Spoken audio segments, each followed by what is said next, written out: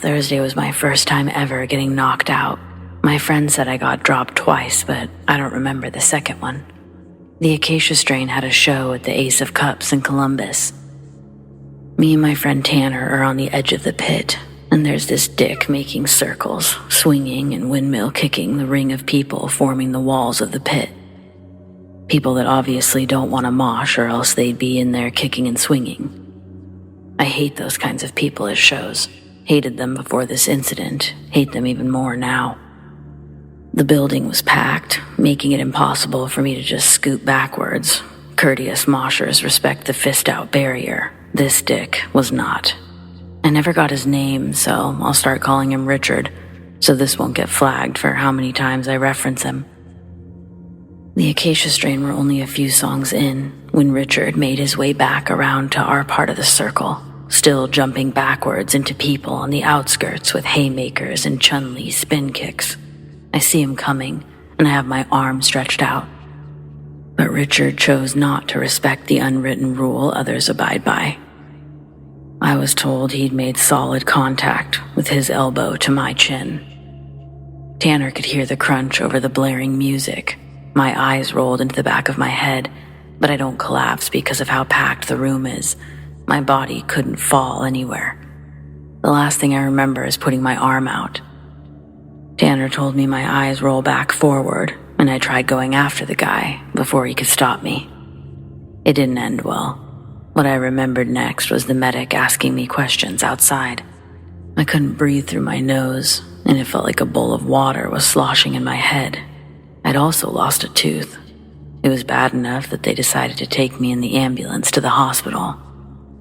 This is where my memories differ from what Tanner tells me.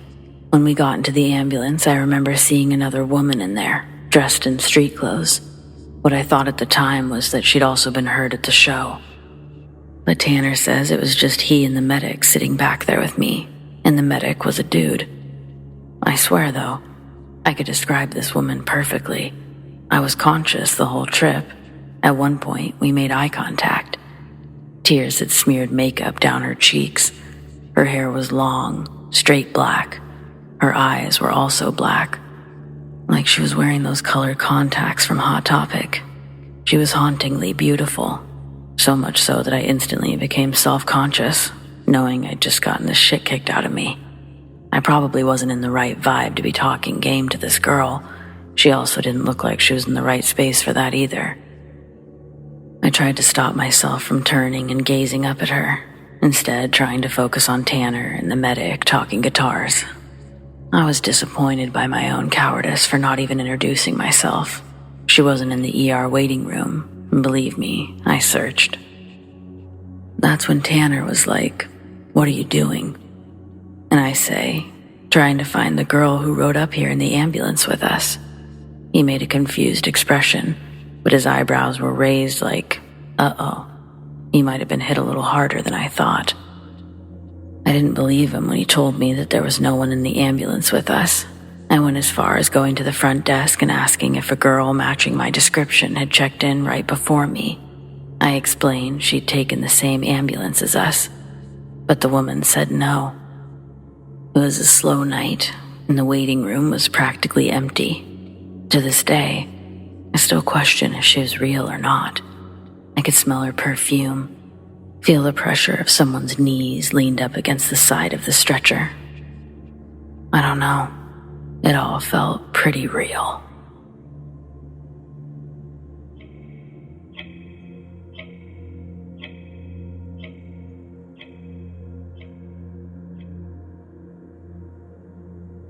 I know most people usually get excited about concerts, but I'm just not a fan. I've got pretty sensitive hearing, and crowds make me claustrophobic. But I still tried it once. I went to a Nirvana concert in Seattle when I was 20, and I almost didn't make it out alive. Having never been to a concert before, I guess I was expecting seats, but I would learn that we would just be standing in a large crowd of people in the middle of the floor. I don't remember much about the actual performance either. My best friend was supposed to go with her boyfriend, but they broke up a few days before the concert. She was pretty upset, and I agreed to go with her. I do love Nirvana, so I figured I could suck it up and go for her sake. Not 15 minutes into being there, my friend's ex found us. He managed to find a friend with an extra ticket and arrived early so he'd have plenty of time to find Megan. I tried to pull her away, but I could tell by the look on her face that she'd already decided to forgive him again. She played hard to get all the way until we got to our standing spot, I guess. But that's when she ditched me. I was insanely furious. I knew she wasn't coming back. Less than 10 minutes after Megan left, a creepy older guy came up to me. I could hear him trying to say something to me over the music, something that sounded like, "Are you alone?" Assuming that's what he said, I said my boyfriend would be back any minute, hoping he would take the hint and leave. But he didn't. Instead, he made a joke about keeping his seat warm, so no weirdos could try to hit on me, of course. Obviously, standing, that wasn't necessary, and for other reasons, it wasn't necessary either. I told him so much. And then he launched into a story about the time he met Kurt Cobain backstage, which was complete bullshit. I must have looked as uncomfortable as I felt, because two bikers stopped as they were passing by. The taller one asked if I was okay, but the creepy guy answered before I could get a word out. He tried to call me his girlfriend, but I wasn't having it. I yelled that I'd never seen him before, and backed away as far as the crowd would let me. The bikers scared him off and tried to say that he was just another drunk idiot, but I'm rarely so lucky.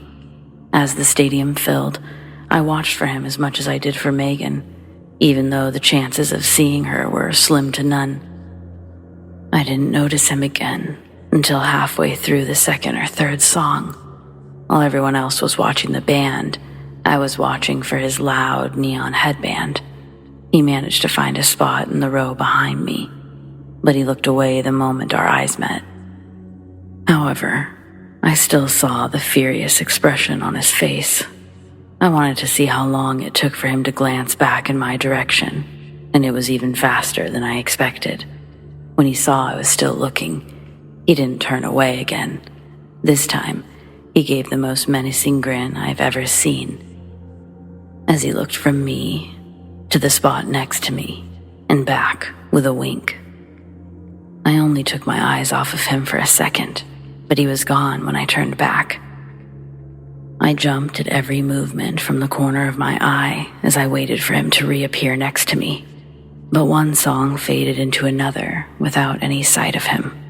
At one point, a different guy came over to offer me a drink, but I was too paranoid to take it, and he was quick to disappear back into the crowd. When the show finally ended, there was still no sign of Megan.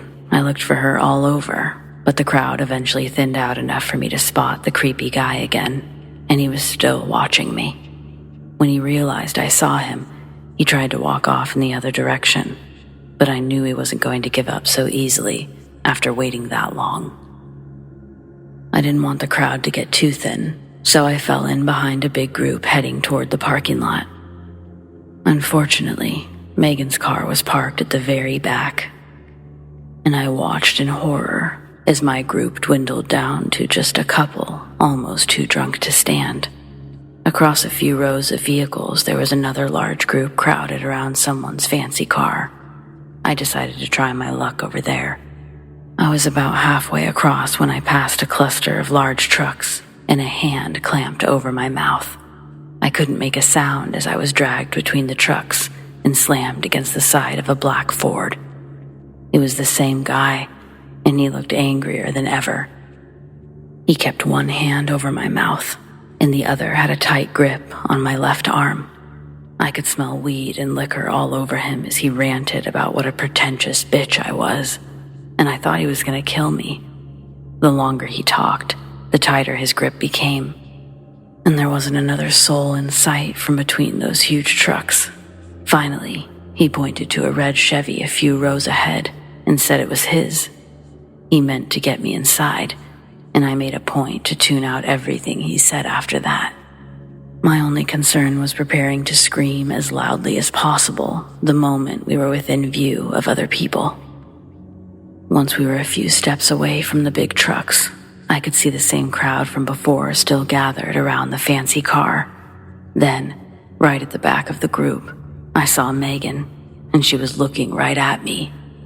I screamed her name so loud my voice cracked, and I saw the confusion on her face turn to fear as she took in the situation. The grip on my arm became so tight I thought the bone would break, but the stranger decided to cut his losses when he saw Rick and several of his friends running straight towards us. I was crying tears of relief even as I was thrown to the ground.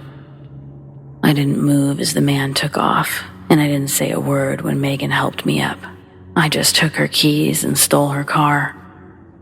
I knew that she would leave with Rick and pick it up the next day, and that's exactly what happened. So, yeah, I'm not a fan of concerts.